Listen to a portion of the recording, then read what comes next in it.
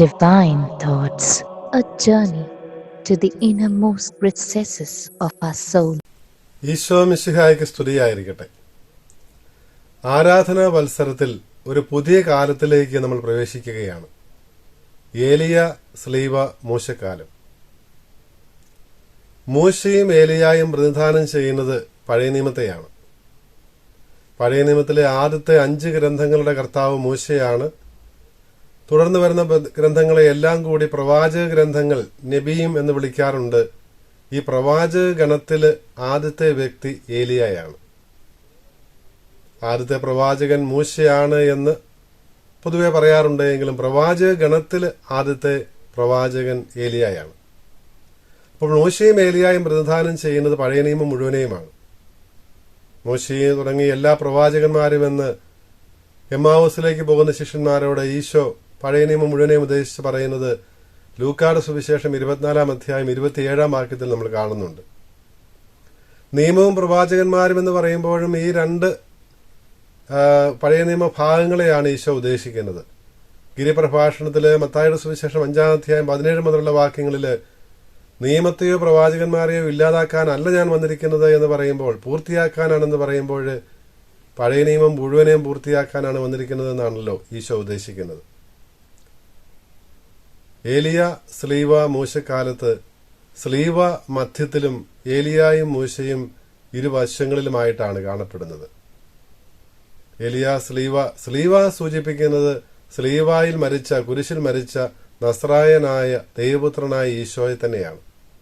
ഈശോയാണ് ഈ സ്ലീവ, ക്രൂശിതൻ തന്നെയാണ്, നമുക്ക് വേണ്ടി ക്രൂശിക്കപ്പെട്ടവനാണ് സ്ലീവ, നമ്മുടെ രക്ഷകനായ ദൈവപുത്രനായ മിശിഹ. ഈ 3 വ്യക്തികള് ഏലിയായും സ്ലീവായും മൂശയും, ഏലിയായും മിശിഹായും മൂശയും ആണ് ഈ കാലത്തെ നമ്മുടെ ചിന്താവിഷയം. അതുകൊണ്ടാണ് ഏലിയ സ്ലീവ മൂശക്കാലത്തിന്റെ ആദ്യത്തെ ഞായറാഴ്ച തിരുസഭാ മാതാവ് നമ്മുടെ മുൻപിൽ അവതരിപ്പിക്കുന്നത് രൂപാന്തരീകരണ രംഗമാണ്. ആ രൂപാന്തരീകരണ മലയിലാണ് മൂശയും ഏലിയായും ഈശോയോട് സംസാരിക്കുന്നതായി 3 ശിഷ്യന്മാർക്ക്, സ്ലീഹന്മാർക്ക് ഈശോ കാണിച്ചു കൊടുത്തത്.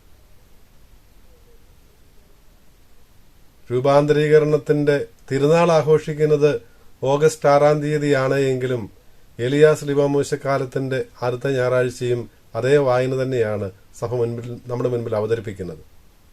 ഓഗസ്റ്റ് 6 തീയതി ഈ തിരുനാൾ ആഘോഷിക്കാനുള്ള കാരണം നമുക്കറിയാം. സ്ലീവായുടെ തിരുനാള് സെപ്റ്റംബർ 14 തീയതി ആഘോഷിക്കുമ്പോൾ അതിന് 40 ദിവസം മുൻപ് ഓഗസ്റ്റ് 6 തീയതി ഈ രൂപാന്തരീകരണ തിരുനാള് സഭ ആഘോഷിക്കുകയാണ് ആഗോള സഭയിൽ. അവിടെയും രൂപാന്തരീകരണം, ഏലിയായും സ്ലീവായും ഈശോയോട് സംഭാഷണം നടത്തുന്ന ആ രംഗം, ഈശോയുടെ ദൈവിക തേജസ് പ്രത്യക്ഷപ്പെട്ട ആ ദിവസം, ദൈവിക മഹത്വം വെളിപ്പെടുത്തപ്പെട്ട ആ സംഭവം, അത് മിശിഹായുടെ സ്ലീവായുമായി ബന്ധപ്പെട്ട് സ്ലീവായുടെ തിരുനാൾ ആഘോഷിക്കുന്ന സെപ്റ്റംബർ 14 ബന്ധപ്പെടുത്തിയാണ് ആരാധനാ വത്സരത്തില് തിരുസഭ അനുസ്മരിക്കുന്നത്. ഈ സുവിശേഷ ഭാഗമാണ് നമ്മുടെ ഇന്നത്തെ ധ്യാന വിഷയം. മർക്കോസിന്റെ സുവിശേഷം 9 അധ്യായം 2 മുതലുള്ള വാക്യങ്ങളിലാണ് ഈ ഭാഗം കാണപ്പെടുന്നത്. ഇതിന് തൊട്ട് മുൻപ് 8 അധ്യായത്തിന്റെ പത്രോസിന്റെ വിശ്വാസ പ്രഖ്യാപനമാണല്ലോ 8 അധ്യായം 26 മുതലുള്ള വാക്യങ്ങൾ, 27, 28 മുതലുള്ള വാക്യങ്ങൾ നമ്മൾ കാണുക. കേസറിയ ഫിലിപ്പിയിൽ വെച്ച് അതുവരെയുള്ള തന്റെ പ്രവർത്തനങ്ങളുടെ പശ്ചാത്തലത്തിൽ എപ്രകാരമാണ് ശിഷ്യന്മാർ ഈശോയെക്കുറിച്ച് മനസ്സിലാക്കിയതെന്നറിയുവാൻ വേണ്ടി ചോദിക്കുമ്പോൾ ശിഷ്യന്മാരുടെ എല്ലാം പ്രതിനിധിയായിട്ട് മറുപടി പറഞ്ഞത് പത്രോസ് ആയിരുന്നു. നീ മിശിഹായാണ്. മിശിഹായാണെന്ന് പത്രോസ് പറയുമ്പോൾ പ്രതീക്ഷിച്ചത് ഒരു രാജകീയ ദാവീദിനെ പോലെയും സോളമനെ പോലെയും ഒക്കെ ശക്തനായ ഒരു വിമോചകനായിട്ട്, രാജാവായിട്ടാണ് കണ്ടതെങ്കിൽ ഈശോ പറഞ്ഞു, അങ്ങനെയല്ല, ഞാൻ തന്റെ സഹനത്തിലൂടെയും മരണത്തിലൂടെയും ഉത്ഥാനത്തിലൂടെയുമാണ് മിശിഹായാണ് എന്ന് തെളിയിക്കുവാൻ പോകുന്നത് എന്ന് 8 അധ്യായം 31 വാക്യത്തിൽ പറഞ്ഞു. അതിന്റെ വിശദീകരണമാണ് 8 അധ്യായം മുഴുവനിൽ കാണുന്നത്. അപ്പോൾ ഈ ഒരു വെളിപ്പെടുത്തലിന്, തന്റെ പീഡാനുഭവത്തെക്കുറിച്ചുള്ള ഈശോയുടെ ആദ്യത്തെ പ്രഖ്യാപനത്തിന് തൊട്ട് പിന്നാലെയാണ് 9 അധ്യായത്തിന്റെ ആരംഭത്തില് രൂപാന്തരീകരണത്തിന് ഈ സംഭവം വിവരിക്കുന്നത്. അതുകൊണ്ട് ഈ പത്രോസിന്റെ വിശ്വാസ പ്രഖ്യാപനവുമായി ബന്ധപ്പെടുത്തി വേണം രൂപാന്തരീകരണത്തെ മനസ്സിലാക്കുവാനെന്ന് ഈ ഭാഗം വ്യാഖ്യാനിക്കുന്ന സഭാപിതാക്കന്മാരൊക്കെ പറയുന്നുണ്ട്. സവിശേഷമായ വിധത്തില് ഈ നസ്രായനായ ഈശോ എന്നുള്ള ബെനഡിക്ട് മാർപ്പാപ്പായുടെ 3 വാല്യം പുസ്തകങ്ങളിൽ ആദ്യത്തേതില് രൂപാന്തരീകരണത്തെക്കുറിച്ച് പറയുമ്പോൾ ഈശോയുടെ ഈ ഈശോയെക്കുറിച്ചുള്ള പത്രോസിന്റെ വിശ്വാസ പ്രഖ്യാപനവുമായി രൂപാന്തരീകരണത്തിന് ബന്ധമുള്ള കാര്യം ബെനഡിക്ട് മാർപ്പാപ്പായും എടുത്തു പറയുന്നുണ്ട്. അപ്പോൾ 6 ദിവസങ്ങൾക്ക് ശേഷം എന്ന് പറയുമ്പോൾ ഈ പ്രഖ്യാപനത്തിന്റെ 6 ദിവസത്തിന് ശേഷമാണ് എന്നും ഈ പ്രഖ്യാപനം തന്നെ നടന്നിരുന്നത് പാപപരിഹാര ദിനം, വർഷം തോറും യഹൂദർ ആചരിച്ചിരുന്ന പാപപരിഹാര ദിനത്തിൽ പ്രധാന പുരോഹിതൻ മദ്ബഹായിൽ അതിവിശുദ്ധത പ്രവേശിച്ച് കർത്താവിന്റെ നാമം ഉച്ചരിച്ചിരുന്ന ആ ദിവസത്തിന്റെ ആ സമയത്താണ് പത്രോസ് ഇത് ഏറ്റുപറയുന്നതെന്നും അതിന് 6 ദിവസങ്ങൾക്ക് ശേഷം, കാരണം യോം കിപ്പൂർ പാപപരിഹാര ദിനം എന്നറിയപ്പെട്ടിരുന്ന ഡേ ഓഫ് അറ്റോൺമെന്റ് എന്നറിയപ്പെട്ടിരുന്ന ആ തിരുനാളിന് 5 ദിവസങ്ങൾക്ക് ശേഷമാണ്, 6-ാം ദിവസത്തിനാണ് കൂടാര തിരുനാൾ യഹൂദർ ആചരിച്ചിരുന്നത്. ആ കൂടാര തിരുനാളിന്റെ പശ്ചാത്തലത്തിലാണ് രൂപാന്തരീകരണം നടക്കുന്നത് എന്നാണ് പല ദൈവശാസ്ത്ര പണ്ഡിതരെയും ഉദ്ധരിച്ചുകൊണ്ട്, പ്രത്യേകിച്ച് 20-ാം നൂറ്റാണ്ടിന്റെ ആരംഭത്തിൽ ജീവിച്ചിരുന്ന ദനിയേലു എന്ന് പറയുന്ന പ്രസിദ്ധനായ ബൈബിൾ വ്യാഖ്യാതാവിനെ ഉദ്ധരിച്ചുകൊണ്ടൊക്കെ ബെനഡിക്ട് മാർപ്പാപ്പ വ്യക്തമാക്കുന്നത്.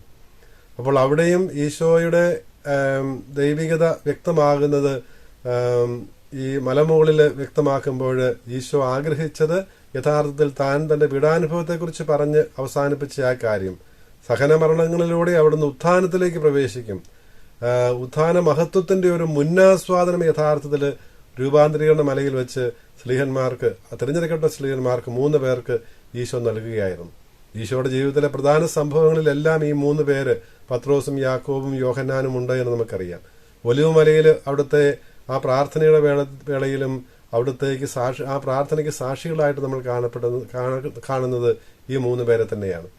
ഇവര് 3 പേരെയും കൂട്ടിക്കൊണ്ട് ഈശോ മലമുകളിലേക്ക് കയറിപ്പോയി എന്നാണല്ലോ സുവിശേഷൻ പറഞ്ഞു തുടങ്ങുന്നത്. മലമുകള് ദൈവസാന്നിധ്യത്തിന്റെ സ്ഥലമാണ്.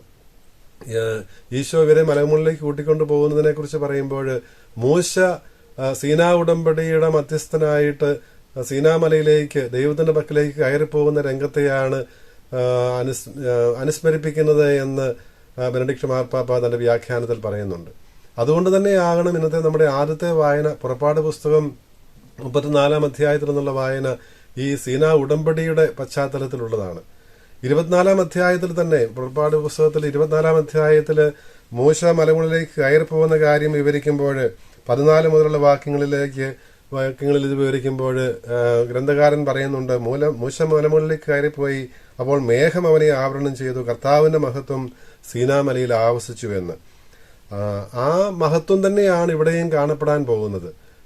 ദൈവത്തിന്റെ സീനാമലയിൽ പ്രത്യക്ഷപ്പെട്ട അതേ ദൈവത്തിന്റെ മഹത്വം തന്നെ ആ ദൈവത്തിന്റെ പുത്രനായ ഈശോ മിശിഹായുടെ മഹത്വമായിട്ട് സ്ലീഹന്മാരുടെ മുൻപിൽ വെളിപ്പെടുവാൻ പോകുന്നത്.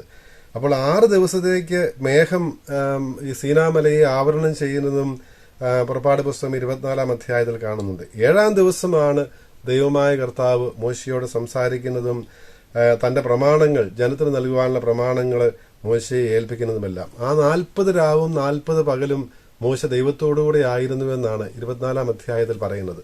അതിന്റെ തുടർച്ചയായി വേണം നമ്മുടെ ഇന്നത്തെ പുറപ്പാടിന്റെ പുസ്തകം ആദ്യത്തെ വായന, പുറപ്പാട് പുസ്തകം 34-ാം അധ്യായത്തിൽ നിന്നുള്ള ആ വാക്യങ്ങൾ നമ്മൾ മനസ്സിലാക്കുവാൻ.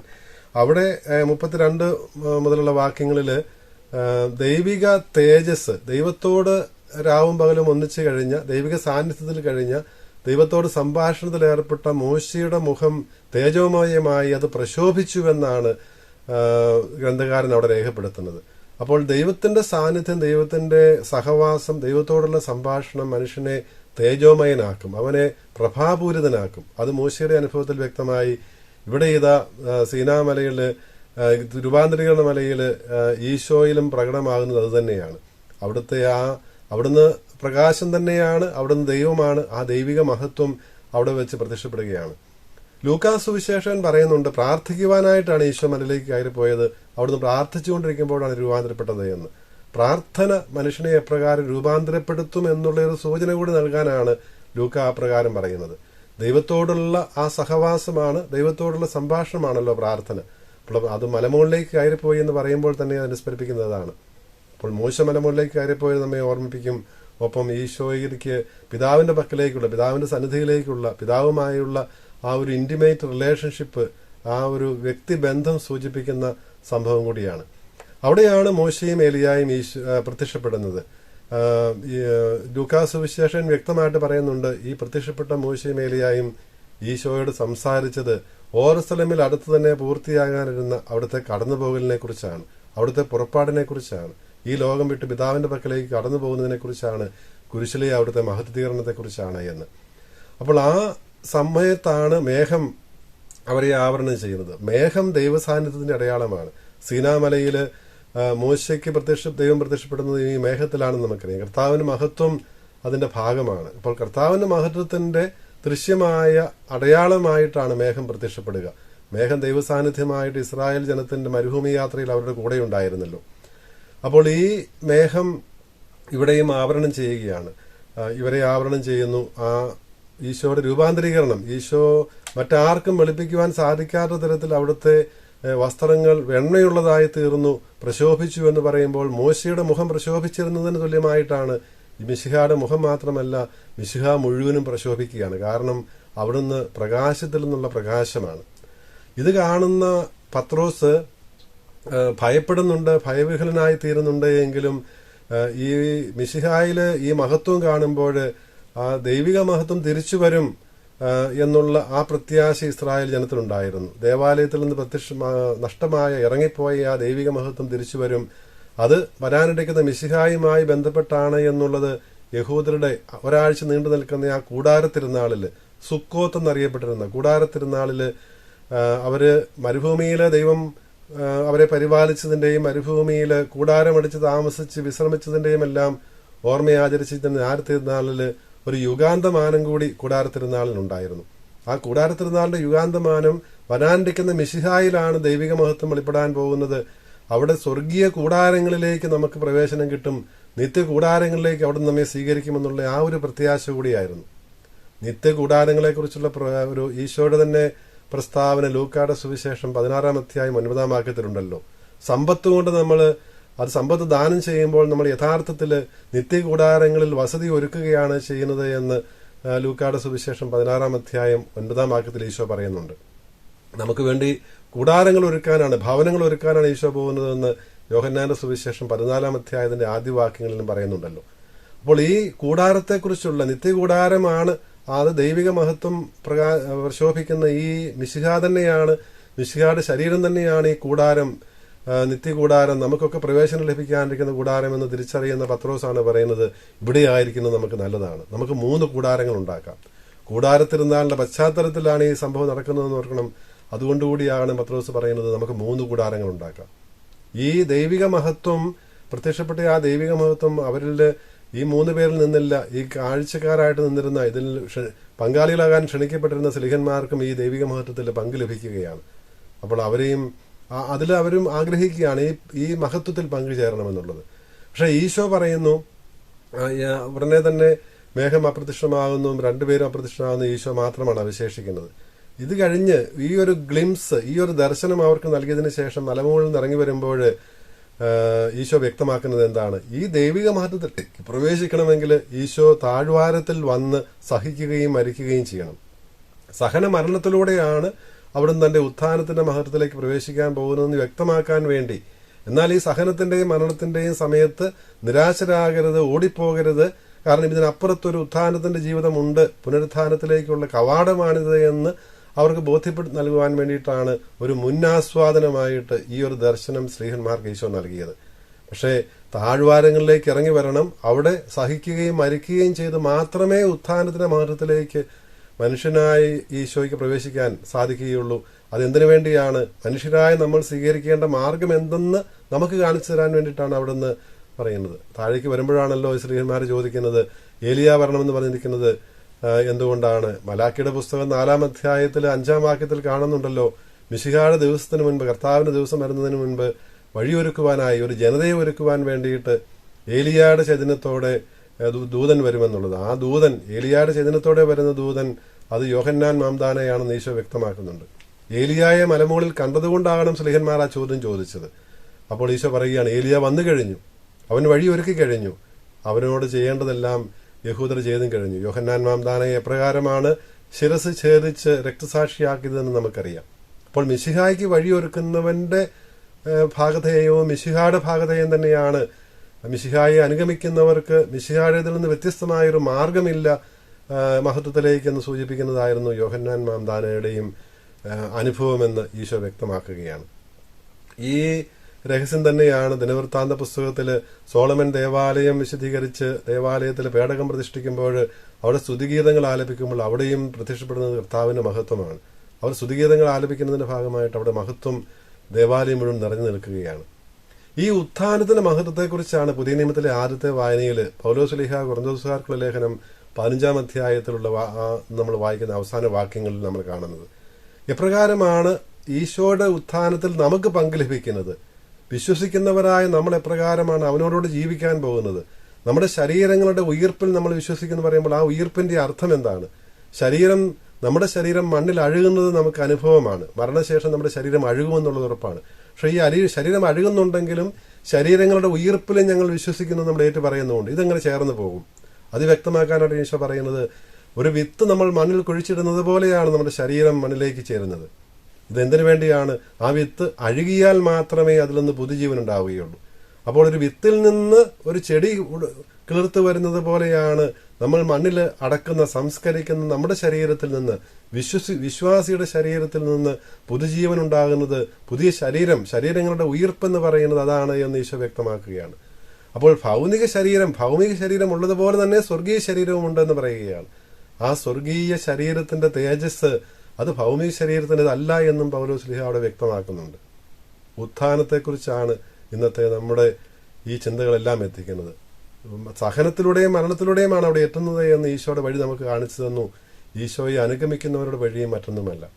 സ്വർഗത്തിലേക്ക് കണ്ണുനട്ട് ജീവിക്കുവാൻ, ഉത്ഥാന ജീവിതത്തിൽ നമ്മുടെ ദൃഷ്ടികൾ ഉറപ്പിക്കുവാൻ, അങ്ങനെ ഈ ലോകത്തിലെ നമ്മുടെ ഉത്തരവാദിത്തങ്ങൾ, ദൈവം നമ്മെ ഏൽപ്പിക്കുന്ന ദൗത്യങ്ങൾ, മിശിഹായ്ക്ക് വേണ്ടി സാക്ഷ്യം വഹിക്കുവാനുള്ള നമ്മുടെ ഈ ജീവിതം, ദൈവാരാധനയിലേക്ക് കേന്ദ്രീകൃതമായിരിക്കേണ്ട നമ്മുടെ ഈ ജീവിതം, ദൈവസ്തുതികൾ ആലപിക്കുവാനുള്ള ഈ വിളി, അത് നമുക്ക് വിശ്വസ്താപൂർവ്വം നിർവഹിക്കുമ്പോൾ, അവിടെ നിന്നുള്ള വിശ്വാസം മുറുകെ പിടിച്ചുകൊണ്ട് ജീവിക്കുമ്പോൾ, നിശ്ചയമായും അവിടുത്തെ വഴിയെ നടക്കുമ്പോൾ, സഹനത്തിന്റെയും മരണത്തിന്റെയും വഴിയെ പോകുമ്പോൾ, നിശ്ചയമായും ഈ ഉത്ഥാനത്തിന്റെ ജീവനിൽ നമുക്കും പങ്ക് ലഭിക്കും എന്നുള്ള ആ പ്രത്യാശയാണ് ഈ കാലം മുഴുവനും നമുക്ക് നൽകുക. സവിശേഷമാമിതം ഈ ഞായറാഴ്ചത്തെ വായനകൾ നമുക്ക് നൽകുക. സ്വർഗത്തിൽ കണ്ണുനട്ട് ജീവിക്കുവാൻ ദൈവം നമ്മളെ അനുഗ്രഹിക്കട്ടെ.